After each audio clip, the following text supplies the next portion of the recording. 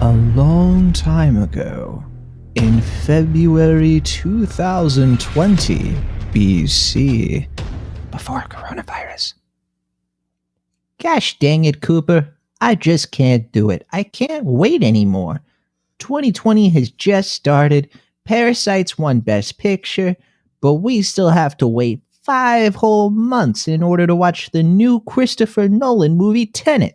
The suspense is more intense than a Hans Zimmer score during a climactic battle at the 3-hour mark. Oh, you're telling me, Cobb, I haven't felt this much tension since I accidentally bought counterfeit midnight Dark Knight tickets from someone online named JokerFan420. Oh, what a trickster. Come on, Cooper. Use that science brain of yours to get us out of this jam. I'm not waiting what'll feel like a lifetime before I get to see my kids again. Watch Tenet. Hey, wait a minute. What if there was a way to go forward in time, bend reality in our favor? Cooper, you're scaring me again. Oh, come on now. What do you think this is? The plot synopsis for a time-bending prestige film that appeals to people who usually like blockbusters? No, it's simple. What if we avoided the dreaded wait, confusion, anxiety, anticipation, and ceaseless online debates from teenage boys and lonely internet guys in their mid-30s and froze ourselves in time, thus waking up on July 17th as if it were tomorrow? Sure, we'd have to sacrifice a few months of our youth, avoid contact from people we love, and avoid responsibilities, and subsequently might lose our jobs and homes in the process, but we'll be rich in the splendor of Nolan's latest super epic masterpiece. I don't know, Cooper. That all sounds pretty complex. Yeah, I mustn't be afraid to dream a little bigger.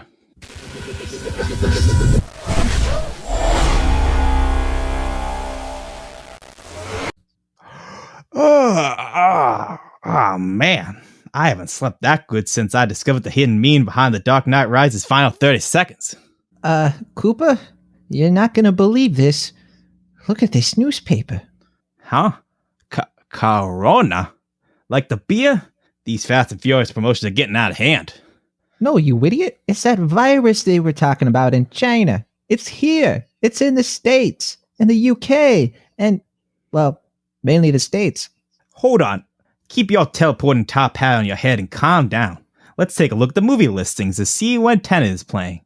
Ah, son of a motherfucking goddamn b****. What is it, Cooper? We gotta watch a matinee? No, you goon. There are no movie listings. There are no movies. No movies? No talking pictures? No spinning wheels? That's crazy talk, Cooper. What is it, the 1890s? Might as well be. They shut down all the movie theaters. There ain't a Tenet release date in sight. Great. Now what? No movie theaters, no Tenet, no nothing. Well, hey, maybe there's still that Wes Anderson movie coming out next. Oh, great, not that neither. Hold on, Cobb. I got another idea. Haven't you learned your lesson by now? You're like Winston Churchill, constantly scheming up a storm. What if we go back to sleep and dream about Tenet? Then we dream even further so that we watch Tenet again. But Cooper, that doesn't make sense. And it raises more questions, not answers. Ah, exactly. What better way to know for sure you're watching a Christopher Nolan movie? Now come on, let's binge watch all of his films to get our heads in the right space. Okay, Cooper, but could we at least throw in a Patty Jenkins movie or two so we don't start thinking of women as one-dimensional characters? You got it, pal. Monza it is.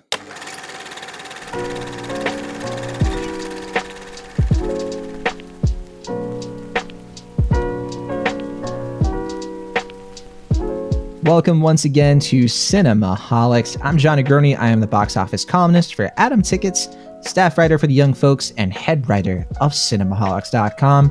But hey, I'm pretty boring compared to the pop culture writer of Cinema Blend, and he also reviews films for Cinemaholics.com. How you doing, Will Ashton?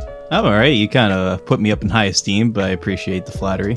Well, Will, it's been an exciting week, and I'm a little sad because, it's going to be a while. It's going to be a while before we do this thing again, because you're going to be going out of town. You're going to be getting off the grid.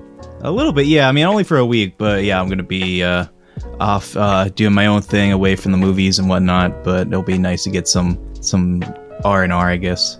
You deserve it. You've been working so hard, and you're going to get a well-deserved break from the show and me. In a lot of ways. But yes, you can find more episodes of Cinemaholics, including our full archive on Cinemaholics.com. And don't forget to write into the show if you have an email for us. Our email address is cinemaholicspodcast@gmail.com. You can support us directly, as always, by becoming one of our monthly patrons on patreon.com/cinemaholics. But don't worry, if you don't have the means to donate, you can always help us out by giving us a 5-star review on Apple Podcasts, and or just subscribe and go from there. That's all we ask, is that you enjoy the show.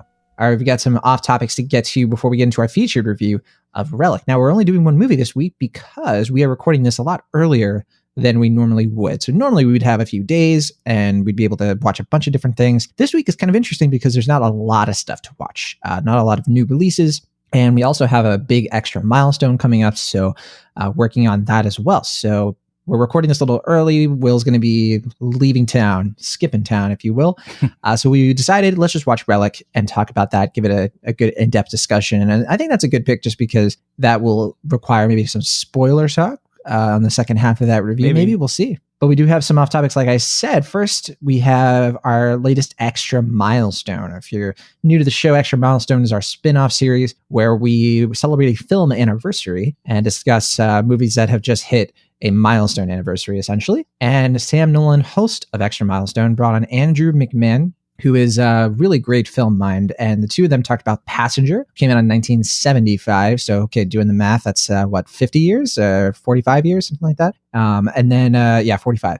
And then they also talked about Peeping Tom, which is one of my favorite films, one of my favorite horror films from 1960. One of my favorite horror films in general. Great discussion. You can check out that Extra Milestone right now on the Cinemaholics feed. Are you a fan of either of these films? Will, have you checked them both out? I actually haven't seen either. I should definitely see Peeping Tom. That's been on my list for a while. But I was a little surprised that this, of all the Jack Nicholson movies, besides Easy Rider, this would be, I guess, the first official Jack Nicholson. Yeah, where he's the leading man, because we didn't talk about Chinatown last year.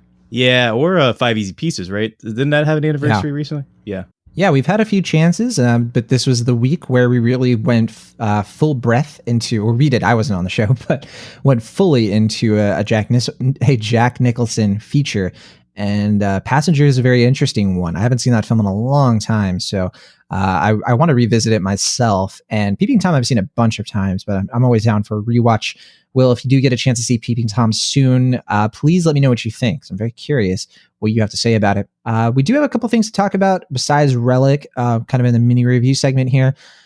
First up, I want to talk about the new streaming service, Peacock. Peacock, for those of you who don't know, is a new streaming service made by NBC, I guess NBC Universal, and it's their version of their HBO Max, where Warner Brothers is kind of creating this streaming service for their original content, but also their larger catalog and library of shows that you might recognize, and lots of older movies, new movies, things like that. And so Peacock is interesting. It's coming right off the heels of HBO Max, which I've really been enjoying as a streaming service, as you all know. I think, Will, you've had time to check out HBO Max by now, right? I have not gotten HBO Max, but I am currently watching a film for Extra Milestone. I don't know if I'm allowed to give it away, but the movie for this week, or this week, is available on Peacock. So I finally got it, because they have a lot of movies available for free, which I didn't know going into this, which is very exciting. They're ad supported. So there's a free tier on Peacock, which is pretty unusual for streaming. It's kind of like having network TV essentially available on an app. And we can give away that movie. It's All Quiet on the Western Front, which you just checked out. That's a great movie. I'm a little jealous I won't be able to talk about that one with you all, but I think that's going to be a great conversation. For me on Peacock, I've been watching their new show, Brave New World. And so we had a fun conversation about this, because Brave New World is based on a book from the 1930s. And this is like one of my pop culture gaps or something, because I literally reached out to Will and I was like, yeah, I'm watching Brave New World. It's really weird. It reminds me a lot of like Westworld, but also Logan's Run. And you mentioned 1984. And but then Will's like, yeah, it's from the book. It was from the 1930s. And apparently everybody knows what this is, except for me. I'd never read Brave New World. I'd heard of it, but I'd never really looked into it or know much about it beyond the title, honestly. So this new show is actually available on Peacock. The first 2 episodes are available for free, but if you want to watch the episodes after that, I've seen the first 3 episodes at this point, and there are 9 episodes total. You have to go on their premium tier. They have a premium tier and they have premium plus. Premium just gives you access to everything. So you can watch all of the shows. You can watch all of the movies that they have available. But if you do the free tier, you can watch a ton of stuff, but there are some shows that don't have all of the seasons. For example, Law & Order SVU, you'll only get like a few seasons compared to getting every episode of that show. So that's the big difference. I subscribe to Premium Plus because it's ad free. So I don't want the ads. I don't want the ads. Get rid of them. So I'm on the paid extra, which is $10 a month. So it's cheaper than HBO Max for that reason. HBO Max is about $15 a month. So basically, we're at the point where we essentially have cable again. We're paying for these packages and everything, and it's rounding up to be the same price as like the big cable packages where you get everything. However, personally, I find the streaming service world to be much more convenient. The on-demand nature of it and the content itself is a lot easier to keep track of. So I'm not like, I don't know, I'm not that upset about it or anything like that. And I'm enjoying Brave New World. Brave New World is very weird and graphic show here. I really like it. I really like that I was drawn in by Alden Ehrenreich, who is one of the main characters, but also Jessica Brown Findlay, who we've seen in movies like, Albatross, I want to say was what she was in, but she's pretty well known for Downton Abbey, I think. But then also Harry Lloyd is in this, and he is just so charismatic. I think people will recognize him as Viserys from Game of Thrones, but also episodes of Doctor Who. He is just a presence here. It's a great cast, but then also Demi Moore is in this, and she absolutely is just force in this show. This is like a dystopian science fiction show, and it's kind of like this futuristic society where there's no privacy anymore. People don't have families, but everybody's like kind of they all just sort of have sex with each other all the time. And the point of it is that you don't belong to anyone. There's no competition. There's no jealousy, no strife. It's kind of like this is the future that liberals want meme brought to the screen. And apparently that's one way to describe it, I guess. Well, no, because it really is like it's rejecting a lot of conservative values, like the idea of individualism and the idea of, not being part of a collective, but then having certain rights that are like very distinct from a world where everything belongs to everyone. So it's an interesting exploration of that idea. This is not a clean-cut commentary on either philosophy. It's not something that makes a villain out of either philosophy, but instead it sort of shows how the two philosophies are in constant battle with one another. And that's something that I like about the show. It's a little bit more thoughtful in that way. It's not trying to pick a side. It's not trying to demonize any sort of belief system, but it's really just looking at what happens. It kind of reminds me of The Lobster in that way, where it just sort of shows you what it's like to be caught in the tension between two competing ideals that want the best for society, but are just oil and water when it comes to the people who ultimately come underneath it. So I really like Brave New World. I think that I think what I like about it is it's very strange, it's very weird, and I love that it's fully committed to its stuff, and it's not just sort of a straightforward, polished network show or anything like that. I think the gratuitous sex scenes are going to be a turnoff for a lot of people, similar to something like Westworld in terms of that, and also the violence in this can be pretty intense as well. This is a very mature adult show. But for what it's doing, I'm very much invested, and I'm really glad that it came about. This wasn't on my radar. I'd heard that Grant Morrison, who's one of the executive producers, had been working on this for some time. For those of you who don't know, he is a mainstay with the DC Comics. He's worked on all kinds of really great storylines involving Justice League, Batman, Doom Patrol, you name it. And he really brought this together with Brian Taylor, David Weiner, a bunch of really fantastic, Weiner.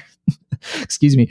He really brought this together with a lot of really talented creatives, and I think it stands up. It's pretty interesting to watch, and I'm curious to see how it all turns out. So that's Brave New World. It's the only thing really I've been watching on Peacock. That's it for me. And so, Will, you watched another movie though another thing that wasn't really on my radar. I'd kind of heard about this, but I had heard negative things. And so I'm curious, what is The Sunlit Night? What is this new movie you checked out? Yeah, so this was a Sundance film that came out last year, I believe, in 2019. So I don't know if you had heard about it then or if it was already kind of getting dismissed at that point. But I actually had sort of heard of it, yes, because this was the Jenny Slate movie, and so she was there doing some press for it. So I kind of remember, but I'd never checked it out, and that's kind of when I heard sort of the negative stuff, or at best, I think I heard some mixed things. Yeah, I mean, no, I think the initial response of Sundance was pretty unanimously negative, which is a shame because when I'd heard it was coming out, I was excited because it was not only Jenny Slate, who I like a lot, but the director was, I'm going to probably butcher his name, but David Wennett, W-N-E. I think you pronounce it David Wendt. Wendt? Okay. I knew I was going to mispronounce it, and I was just like, well. I'm probably mispronouncing it as well. Hopefully we got it right with that. But I believe, yeah, he's a Norwegian filmmaker. I knew him from a film he made a few years ago called Wetlands. I don't know if you saw that one. It was another. I saw the trailer, and that was enough. Sure, that trailer really. I remember. Yeah, I mean, I remember I saw it at my college film festival, and it was one of those films that I don't think it's like an amazing film or that it does. Well, I mean, it does some things that are pretty audacious and out there, but I mean, it's one of those films that I think you either really like it or you don't. And I was more favorable as I went along with it. Mainly just because of the main performance, but also because his style brought a lot of interesting visuals and just like things that like to this day, like I'll never forget from a directorial standpoint. And I was like, okay, so like I'm not in love with this movie, but like clearly this guy has some like interesting concepts, and like I'm going to keep an eye on what he's doing. And he did a film after this, which I haven't seen, called Look Who's Back, which is like some weird satire that imagines if like Adolf Hitler came back to life. And I never saw that. Yeah, it was like another one of those films where it's just like, I was like, okay, well, that's a choice. that's a follow up for sure. And I was like, okay, so Sunlit Night, maybe there's something here that's like kind of like going against what I am just seeing on the onset, which seems to be your kind of conventional, like young woman trying to find herself Sundance dramedy kind of thing. Like, you know, as Wetlands was going against the coming of age high school films of it, that was kind of satirizing and going against in a fairly explicit way. I was like, maybe there's something here that's not really apparent on the onset, but the initial reviews seem to suggest that that wasn't the case. And then the film that came out now, I guess, is even less so because when the film premiered at Sundance, I think it was a little under 2 hours, but I remember people were saying that like it felt very condensed. Like it felt like there were like large chunks of scenes that were taken out or that weren't there, or like it just felt like it kind of got a messy edit at some point. And then at this point, the film is 20 minutes shorter than it was at Sundance. So you're really getting like the bare bones of whatever this movie was initially. I didn't read the book from Rebecca Dinnerstein. Rebecca Dinnerstein Knight, yeah. That's from 2015, I think. Yeah, I mean, I guess it was a good book, but I don't know too much about it. But I mean, there was something here, I guess, certainly for... Oh, you read it? No, I said I heard it's good. And, I know, I think she worked on the screenplay, yeah. Yeah, she adapted as well. And it's unfortunately just one of these films that it's about finding yourself, but never finds itself in the process. And that's pretty disappointing because, I mean, you know, Norwegian's vistas are always going to look nice in movies. And I like that this is a comedy that actually looks like a movie. We've been seeing a lot of like streaming comedies lately that just kind of look like a little bit more expensive TV products. And I mean, you know, as someone, you know, who covers film for different platforms, that, you know, that's kind of discouraging for the medium. But, you know, I mean, cinematography wise, it looks nice. I think Jenny Slate does a good job. Like, I don't think any of the film's faults are hers. Like, I think she commits this pretty well, and she has a lot of charisma and a lot of earnestness in this performance that's very apparent and very charming. I do think she's a little older than I think the character was written. Like, it's kind of written to be someone who's maybe like 10 years younger than her, which I thought they might have addressed at some point in the film, but they don't. I don't know. Maybe they did a different cut and it got taken out. But it just overall, it's a fairly middling effort for a lot of reasons, and I found that disappointing. Mainly because, like I said, I mean, I like the director. I like what he was going for with his previous film. I like that kind of audacious style that he brought, and I was hoping for something of that in here, and I just didn't really get that overall. And then there's also this weird like subplot, without giving too much away, involving Zach Galifianakis and Gillian Anderson and like a Viking funeral that like kind of loosely ties to the plot, but it also kind of felt like maybe the director was like kind of getting more interested in that as he was making the film, and it kind of diverts away from Jenny Slate's whole arc, which is ultimately fairly conventional and it's presented here. So I don't know. I don't really know what happened in the edit for this film, but I guess it just never really found its way, which is disappointing. But you know, I didn't hate it. I think I'm a little kinder on it than a lot of reviews were. I gave it a C+. It's a messy film, but there's charm to it, mainly from Jenny Slate's performance. But overall, I don't think it's really worth your time, which is a shame because I want to support Jenny Slate, whatever she's doing. But you know, this one was a misfire, and that's a shame. That is a shame to hear. I checked out the Rotten Tomatoes for this. Not a lot of reviews, just 36 counted. But it's a 24%. And a lot of rotten reviews that are more recent. So not just the Sundance response, but other critics, it looks like, have checked this out. There are some positive reviews, though. That's 24% is not zero. So I just took a quick look, and there are some interesting voices who are saying the film is closer to what you're saying, like C+, B- territory. So that's a little encouraging. I'm kind of sad to hear that a film kind of at this level is with such a great creative team and such a great cast just didn't quite reach the heights of its own promises. Yeah, I mean, that kind of addresses something that I think gets a little lost when talking about Rotten Tomato scores. That like, I think something like this is just a film that a lot of people are just kind of middling on, and that because it's just an overwhelming amount of like C's, it just is a lot of negative reviews. So it seems like worse for a Rotten Tomato score than it probably really is. Like, I think a lot of people would probably be like, if they had a percentage, maybe like 45% or like 50% on it. But like the score is reflecting how many people actually like the film, which is I guess about 20%. So like that's kind of one of the bigger issues with Rotten Tomatoes as far as its formula. But yeah, I mean that sounds about right from what I can tell from the film. All right, well that is the Sunlit Night, and if people want to check it out, how is it available? It's currently on demand right now. Okay, to rent, buy? I believe to rent and buy. Okay. All right. Well, that is the Sunlit Night. And it looks like it is sort of available. I'm interested if it'll come into a streaming service at some point. I might check it out. But let's move on to our featured review. This week, we are talking about Relic. When was the last time you spoke to her? It's been a few weeks. Gran? Mom? Mom! She called me a few weeks ago. I think she was scared. She thought someone was coming into the house.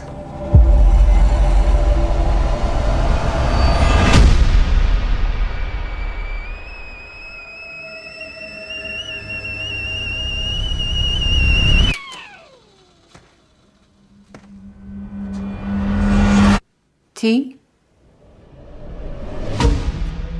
Relic is a new horror drama, kind of coming in the vein of Australian horror films like The Babadook, for example, but also kind of in the tradition of some recent quote-unquote elevated horror films you might recognize, like Hereditary. A lot of similar DNA with both of those films. This is kind of a fusion of those two films, in my opinion.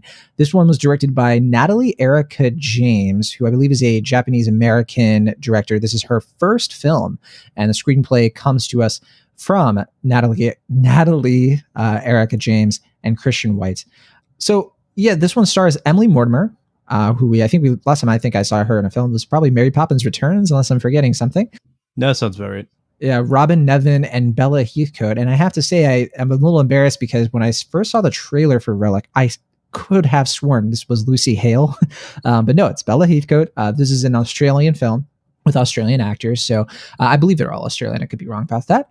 This one has been making the rounds. It premiered worldwide at Sundance. I actually was supposed to see this and I couldn't get in. This is one of the ones I couldn't get into. So I was sad about that. This one and Possessor are the two horror films I was very sad to not be able to catch. I think Possessor will be having a conversation about that film in the near future. And this was subsequently released early July. It's been available the past few weeks via video on demand, but also drive-in theaters, as we've mentioned on the show. It was distributed by IFC Midnight, and it's been available in Australia for the last week. And we chose this as our review because we didn't have time for it last week to include, but I really wanted to make sure we did find some space for it. Don't worry, our drunk episode is coming. We are going to do a drunk episode at some point, probably with Money Plane and Selfie Dad, much to Will Ashton's chagrin. But sure. But for now, let's talk about Relic. The story of this one follows a multi-generational family in Australia, I think in like the rural area outside of Melbourne. And we find out that the grandmother, the matriarch of this family, has been living alone in this house, kind of out in the middle of nowhere for a long time, and she's been somewhat neglected by her daughter Kay, who's played by Emily Mortimer. The grandmother, like I said before, is played by Robyn Nevin. And they haven't heard from the grandmother in a while. The neighbors have contacted Kay and said, look, the grandmother, we haven't seen her. She hasn't been on the property. Something might have happened. So the film starts off with Kay and her daughter, played by Bella Heathcote. I forget what her name is in the film. It might have been Sam, I want to say. And the grandmother's name is Edna. So Kay and Sam go to the house. They try to find her, and they immediately discover that something has taken hold of this house. We see a mysterious black mold that has sort of infected the walls. The movie actually starts off with a very chilling scene showing one of the reasons that might have happened is because Edna looks like she flooded the house, and something very creepy apparently went on. A very effective scene, actually. And then the movie kind of goes from there. Eventually, we do get a glimpse of what Edna has been going through in this house, but there's something gripping her. And yes, this is a horror film that is a metaphor for something else. And it's a metaphor for dementia, very clearly. It's a metaphor for neglect and how families turn their backs on each other and what happens when that is the case. And it's about deteriorating minds and how that affects generation after generation. Will you be all right now?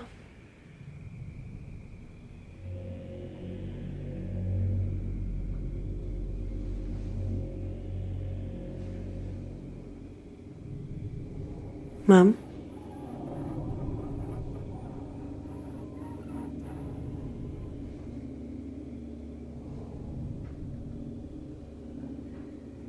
Mum, what is it?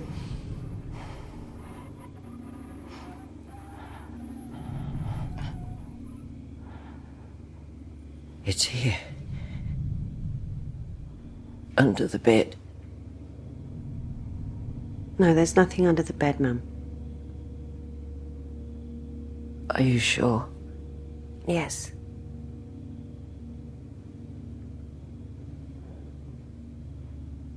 Will you check for me?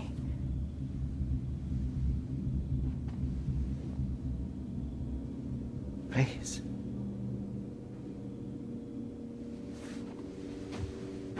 See? Nothing. You didn't look.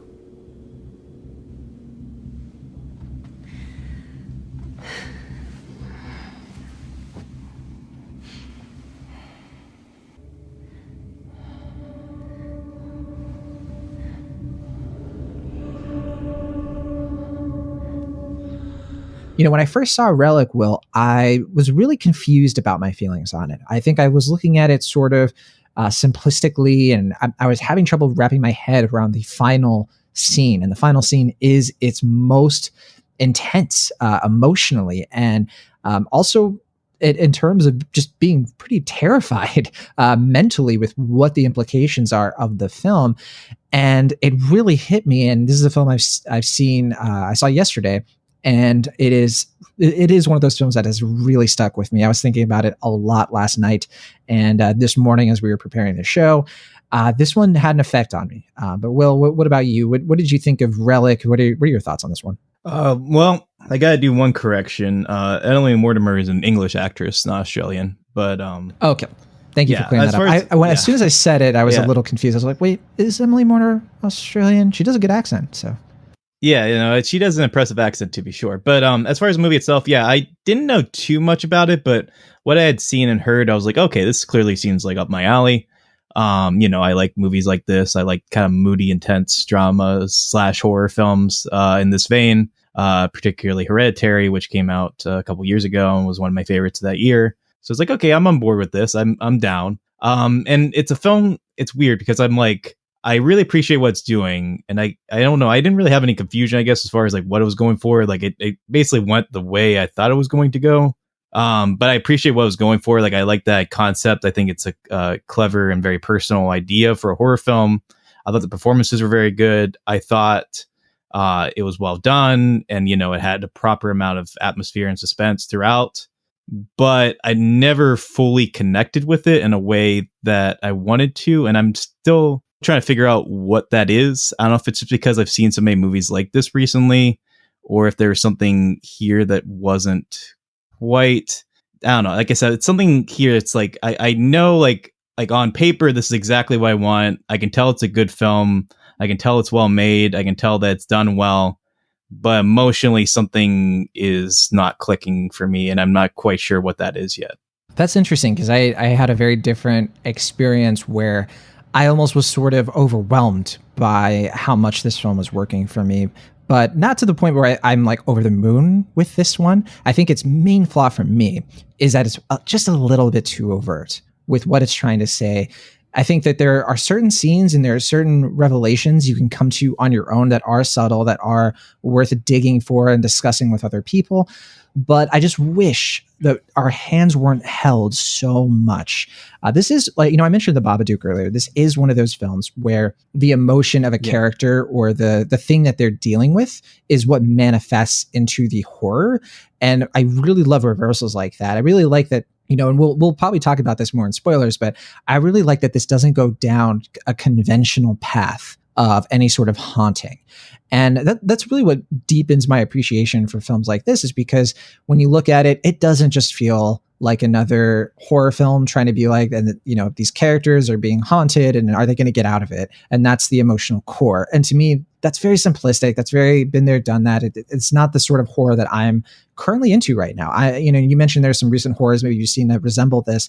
I think for sure that is the case, but compared to something like Hereditary, I would take this over that. And I think that's going to be a controversial opinion. I think a lot of people really love Hereditary. I was one of the ones who did not love it nearly as much as most critics. But Relic is one that just hit me in a better way. It's definitely one I appreciate in the same level of Babadook, which I'm a huge fan of.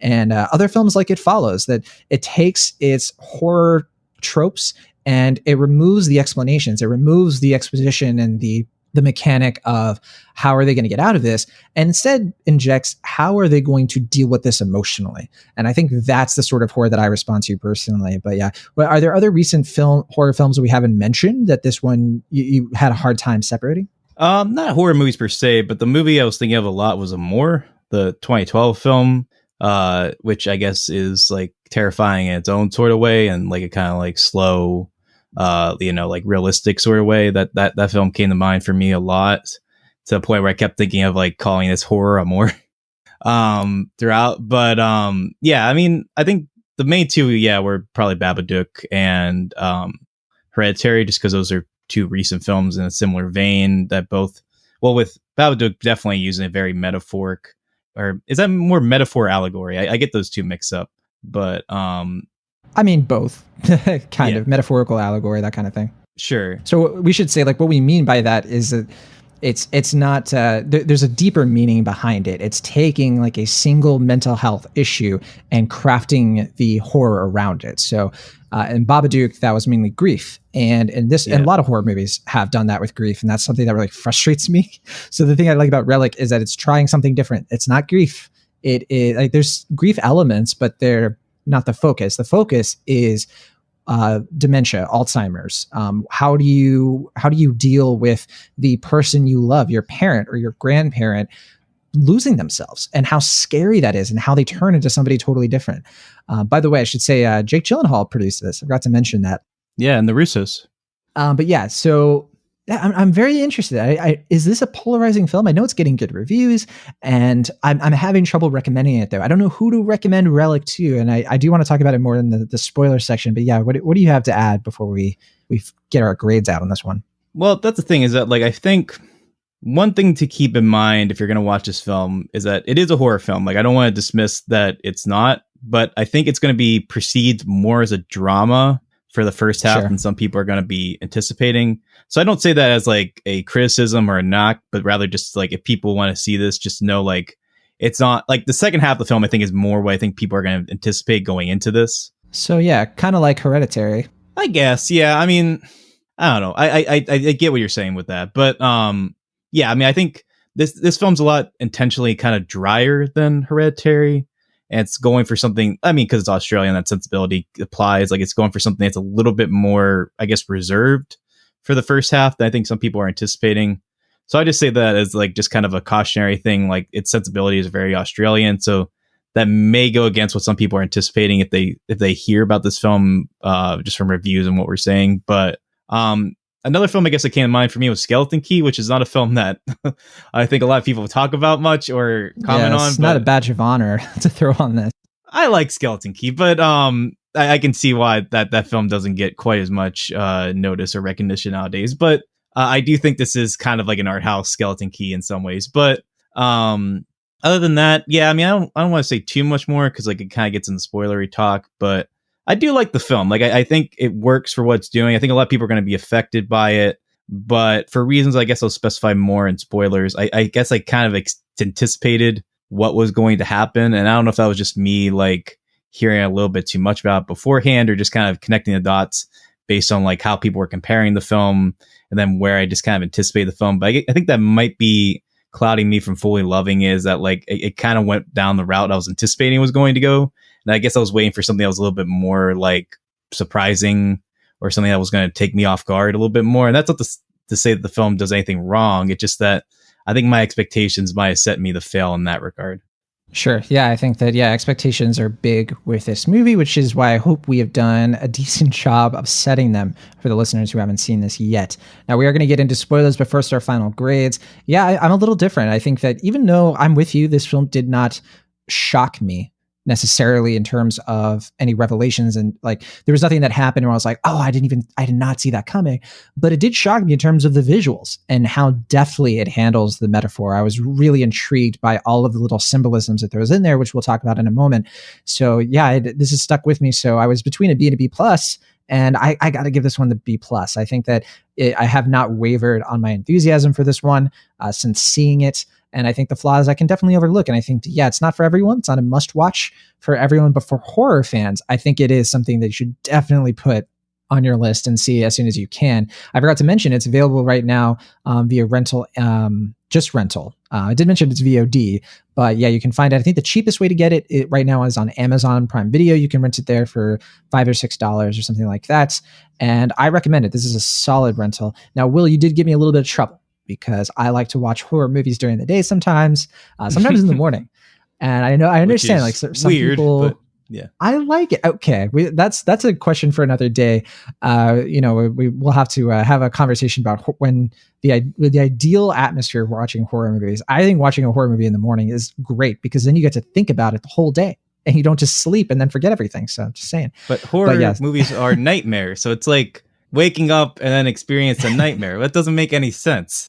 Which itself is a nightmare, Will. Isn't that more terrifying? I don't know. I like having daydream nightmares while I'm eating lunch. So, all right, well, there you go. You know what? Like I said to you privately, you have your own life. You live it. I'm not going to tell you how you should live it. But I just think that's weird, personally.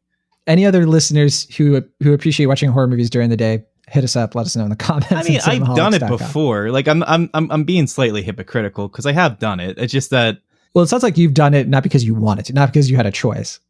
Right. Yeah. And I mean, like if you watch a movie like a horror movie in theaters during the day, I think that makes sense because you're in like a dark environment and like that's fine. But like if I'm at home, I'm almost always going to choose to watch them at night because I feel like that's the prime time to watch them. But that's me. I mean, now that you mentioned I remember the first horror film that I recall seeing during the day in a movie theater was The Ring, back in 2004, 2003, 2002, whenever that was. And that was an experience, watching that movie and then walking outside to the blaring sun. So yeah, that was my experience with The Witch, because I had a 10 a.m. Friday screening. Oh, interesting. And I was like, like that's I think I had the same thing with like Comes at Night, which is another kind of very night intensive film, and then just going out and it's like, I have the whole day waiting for me. It's very weird. Yeah. I will say that I'm not knocking watching horror films at night. I do it all the time. And then I've had great experiences watching them at night, including Paranormal Activity, the first one. Like back before we knew anything about that movie, watching that at, that was a midnight screening. And it was literally just me and my partner at the time by ourselves in that movie theater. There was like 2 other people way in the back row. That was an experience seeing that. And then walking out of the theater and not being able to sleep the entire night. But anyway, Like I said before, I'm a B+ on Relic. What about you, Will?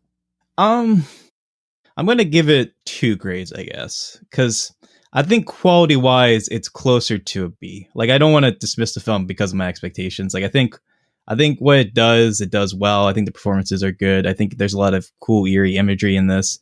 And like I said, it's a fairly personal film that I think it does what it sets out to do. And I think the ending is effective. So I'm not going to knock the film too much. I think it sets out what it achieves what it sets out to do. But I think emotionally, like where I am right now is closer to a B-. Like that's, I think the grading I'd give, like based on my experience watching it, but I don't think that's fully fair to the film right now. So I think quality wise is closer to a B.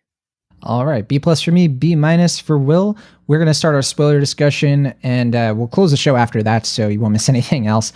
We'll talk about maybe quickly what we're planning on seeing and discussing for the next episode. Although Will won't be here for the next episode, so maybe we won't do that.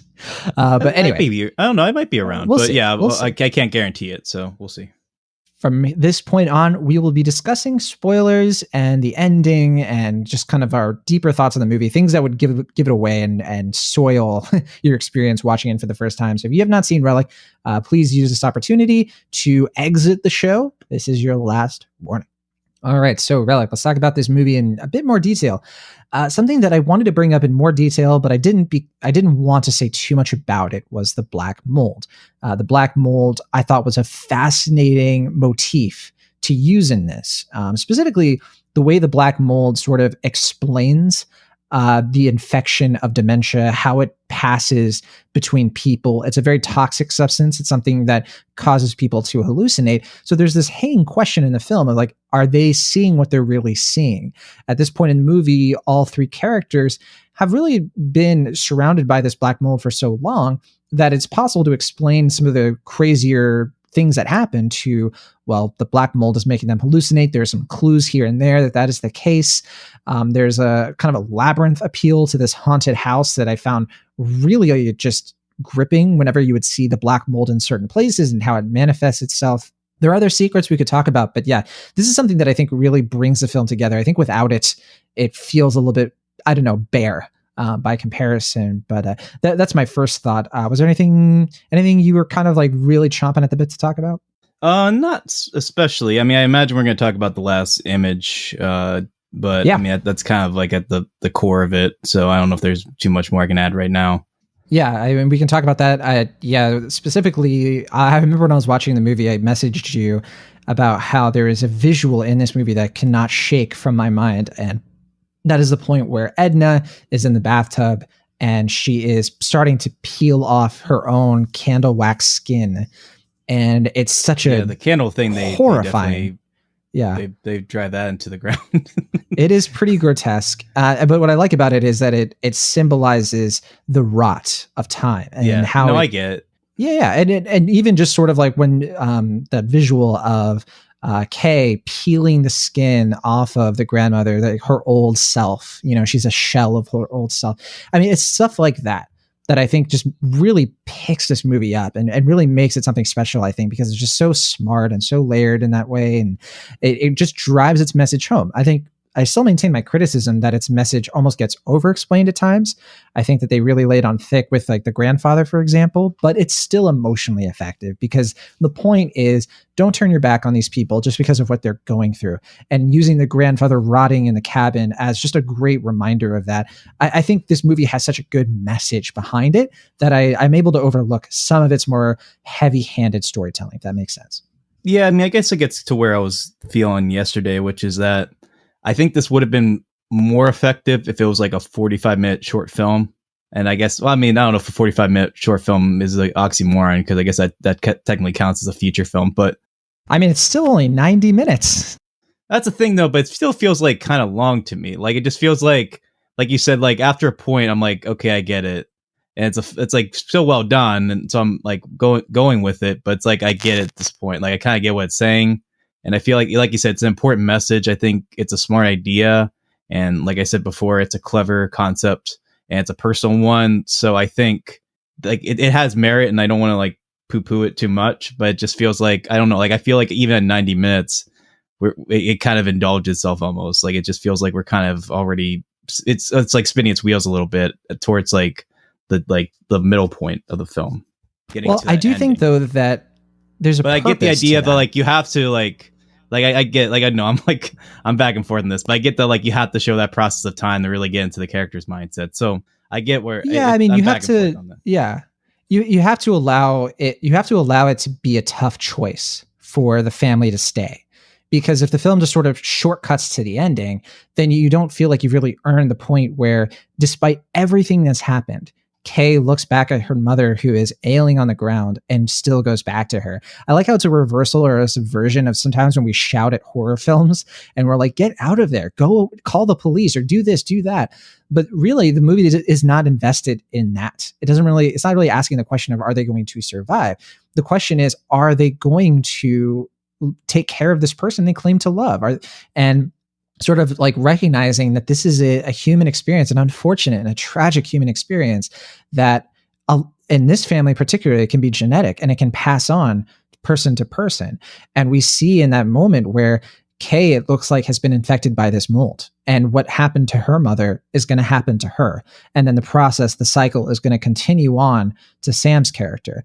And it's that sort of thing that I just think that, I don't know, it resonates for that reason. And I think you need that middle section of them just really being thrown through the ringer of like, this person is, the heartbreak of what's happening to her is just so apparent, to the point where we even have a scene where she's lucid for a moment. And that just drives it home even more. So I do think you need that process. You need that progress, in fact, to get to that point. Where I do follow your criticism is the red herrings.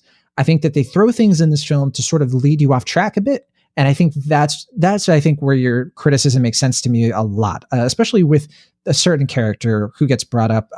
James, I think his name is. Yeah. Or Jamie. Yeah. I think the red herrings are that, they're kind of setting it up that Jamie is a cause or some sort of like ancillary figure in this, like maybe he's the one in the walls or something like that. And I think it's stuff like that is just a little bit confusing and not that relevant to the main story.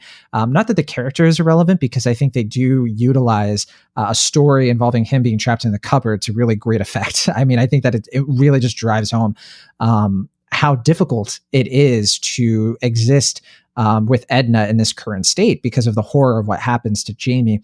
But then they sort of like drop that thread a little bit. And I don't know, there was something about that I think that was a little bit lacking. So I do understand if you maybe have some criticism in that realm. I guess for me though, is just like, I see the poster, like before I start the film, I see the poster and like instantly I'm like, okay, I think I know where this is going to go. It's like a moldy picture, like a family photo, and it's moldy and it's like disintegrating. And it's like, okay, so we're going to see like the ancestral like decline of this family from the perspective of dementia once that, and it's just like, I guess that's where I come in, is just like, I don't know, maybe that's just my expectations, expecting like some like huge revelation with the ending, where it's just like, whoa, like is this going to go in like another tier that like I wasn't anticipating or something like that. And just like, okay, no, it's just fairly like in that regard just kind of simplistic and focused, which I admire. Like I said, like I think above all else I admire the film because I understand what it's doing, I recognize it, and I appreciate it. I just, like you said, like I don't really know who I can really recommend it to, because I feel like most of the people who would have lived this experience would kind of know that already and recognize it. And it's just like such a like debilitating thing to watch and experience. And I mean, I love, maybe not love is the right word, but I really appreciate a lot of movies that are just about like grueling, intense, sad things. And like, I'm not against movies being focused on that, but I don't know, like I said, there's just something here that just like not fully clicking with me in a way that I was hoping it would. And it's like, I mean, not to get into like my personal life, but like I have like experienced something like this with like my own grandfather and like watching my dad like kind of deal with that. And it's like, I felt like that would maybe hit even harder as well. But it's like, again, like, I don't know. I just feel like it didn't really say something that like I was anticipating it would go deeper, like say something a little bit more like profound, I guess. But like I said, it does what it does well. And I don't think it needs to be super complex either. So I'm tying myself into a knot. I have a lot of different opinions, I guess. I'm mixed overall. That's interesting because, you would think it would be the other way around on this opinion. And because me personally, I don't really recognize this situation. neither of my grandparents that are still alive, they aren't going through any sort of dementia. But, I come from a Puerto Rican family. We're all Puerto Rican, and it's just a different culture compared to what we see in this Australian family. Like the idea of like my grandmother would never live alone. Like both of my grandmothers live with our family. Like that is just part of our culture. Not every household, obviously, but not every Latinx culture is built up this way. But my experience has always been that, like, yeah, you take care of your grandparents no matter what they're going through. In particular, I have one grandparent who is a handful, and it's sad what he's going through right now, but he lives with our family. Like that's just, it's just something that this is a little bit foreign to me. So I'm curious, like, why it resonated with me a little bit more than it might with some other people who might find themselves more. I don't know, maybe because there is this experience that you have an understanding of, it just felt like, yeah, I know already. Or, like maybe it just felt like it was a little bit more revelatory to me for that reason. I suppose could be the case. And also, I was thinking about this, that I think what might be hitting some people watching is that there's this sort of term that goes around that is often derided when people call films like this elevated horror. I kind of quoted that earlier, sort of like, and I think the reason some people get a little bit of slack for that is because it sort of implies that other horror isn't good. And that's why I think that a more useful term is to call horror maybe like cerebral horror, which I don't think is denigrating horror that isn't as cerebral. A lot of horror films aren't trying to make you think necessarily. They're just sort of trying to make you feel something. And that's their main thing. And it might be they want to make you feel happiness or joy or just straight up terror, which is super valid. But when people talk about like elevated horror, they're saying, yeah, there's this new type of, not new, but like there's this newly faddish horror film that is sort of built up to make you think and to be about a lot of different things and have a lot of subtext. And I think that is okay to categorize. I don't know if you agree, but I think what might be rubbing people the wrong way with Relic is that it builds itself as a cerebral horror. It looks and feels and is trying to do that sort of thing. But if it doesn't surprise you intellectually, if it doesn't get your gears going and really make you think, then it's like, yeah, I kind of get your criticism. It's kind of like the criticism I had with It Comes at Night, where I feel like it's trying to build itself a certain way and then it doesn't fulfill its own promises. So I can sort of see where you're going from on that angle, perhaps, if that's at all close to what you're experiencing here.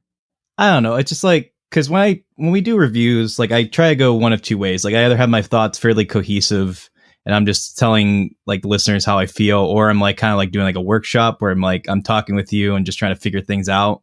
And I'm closer to the latter than the former because, like, I mean, we've seen this relatively around the same time, but a little bit newer for me just because I saw it late last night. So it's like I'm still processing how I feel about it. And it's like I'm still kind of working my way around it. I could see myself being more or less favorable on it as time goes along. But I recognize what you're getting out of this film. Like I recognize what people are appreciating about the film, and I'm not trying to take that away from anybody. I can see why this is a very effective, haunting film, and I do think the ending really drives that home. But I don't know. Like I said, there's just something crucial here that's just like missing. I don't know if it's just because I've seen so many movies like this before, or if this like the style is so evocative of other movies that it just doesn't feel fully like its own thing. Or what, but yeah, I mean, I definitely appreciate the film. I think it's good for what it's trying to set out to do, but I just don't have that, I guess, that emotional connection that you and a lot of other viewers are getting right now. And that's just more my fault, I guess. It's like, I just can't really connect in that way, but. No, I think what you feel is what you feel, and it's valid. These are my favorite discussions we have on Cinemaholics because I always appreciate when one of us is just pretty honest about our mixed feelings and not just jumping on a bandwagon and not just assuming our opinion isn't valid just because it kind of conflicts with the other person. So I do think I'm fascinated by your experience with this film, and it's making me almost appreciate the film a little bit more because I'm sort of searching for the reasons that it did hit me a certain way. So I appreciate this film a lot more than a lot of other films that maybe I've said that I've really liked, but then I did it. It's felt like I like it and that's it, end of discussion. Whereas this one actually warrants some discussion on like what is the current state of the horror film genre and what kind of horror films are people making. I could see people criticizing this film being like, yeah, this just sort of feels like a sequel to Jennifer Kent's Babadook without kind of doing its own thing. And like look at Jennifer Kent, like she took Babadook and made something like The Nightingale, which I think is a terrific film, but a very different film. And that felt like a creative progression for her. And to some people, Relic might not feel like progression. It might feel like regression into a type of film that's already been done. And even though I disagree with that overall irony, assessment, I guess, definitely can see it. Say again? Yeah. I said that's a little bit of cruel irony, I suppose, but yeah, that's true. Dang. I wasn't trying to make a joke. I mean, I was just yeah. You're just recognizing. Yeah, like I said, I mean, on paper, like I said, this is everything I want in like a horror movie. And like, if you described it to me just as what it is, I'd be like, oh yeah, like hell yeah. Even especially because I love Emily Mortimer. I haven't even really talked about, like, I think she's a terrific actress, and I don't think she's really gotten her full due either, which is, I think, is a real shame. But yeah, I mean, everything about this, I appreciate. I can vibe what's going with on paper, and I think it's done well. So it's not like I'm faulting the execution at all. I just don't think there's just something crucial here right now for me that's just not, like, it's not quite latching on to me in a way that it has for you and a lot of people, like I said. But I don't know, maybe this is one of those films that like a week or two from now, I'm like, what was I thinking? This is amazing. Or like, you know, like it just, something happens and it finally just like latches on, and I'm like, okay, now I can fully appreciate this film. That's happened before, and this might be the case here as well. But at this point in the gesture, I'm still kind of somewhere in between. But I do like it more than I don't overall. So to be clear, I think it's a good film. I think it's worth seeking out. I just haven't had the same appreciation that you and a lot of other people have right now. I have to echo what you said about Emily Mortimer. There's a bunch of films that she's done recently that I just have not had a chance to see. We mentioned Mary Poppins Returns, but I always wanted to check out Good Posture, that movie that she did with Grace Van Patten, and I think she did a film with Greg Kinnear at one point. And there's a bunch of 2019 films that she's done that I haven't had a chance to see. I think she did she did one with Gary Oldman too, huh? Another horror. So yeah, she's fantastic. And if there's a weak link in this film, I gotta say, not to throw daggers, but Bella Heathcote, I thought wasn't quite as impressive to me. I don't think she was as engaging or had as much really electric energy compared to Mortimer. And I think the real star of this film, Robyn Nevin, I think that they're working on a totally different level. I think Heathcote, she's great. I think that she's a really great actress. In this particular movie, I wasn't quite as taken with her. I really liked her in like The Man in the High Castle, for example. It's probably my favorite thing I've seen her. Okay. I mostly know her from Neon Demon. Yes. Neon Demon, she was transcendent. I really liked her in that. And I never saw her in, she was in Professor Marston and the Wonder Woman. I still haven't had a chance to see that one, so I don't know how she is in that. Yeah, that was pretty good. She's good in that. Yeah, I know she has her own TV show coming out where she's the lead character. Yeah, have you heard it? It's called I think it's called Pieces of Her. It's an American show, so I know she's Australian, but that it's sounds a like Netflix some like ABC show.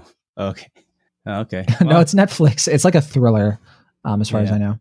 All right. Well, hope for the best. I mean, I think, well, I got to say real quick, Toni Collette is the other main role. So that's how I think I heard of it, is like the connection between this and Hereditary is kind of funny, considering she and Toni Collette are the main characters in a Netflix show next year. So yeah, that is odd.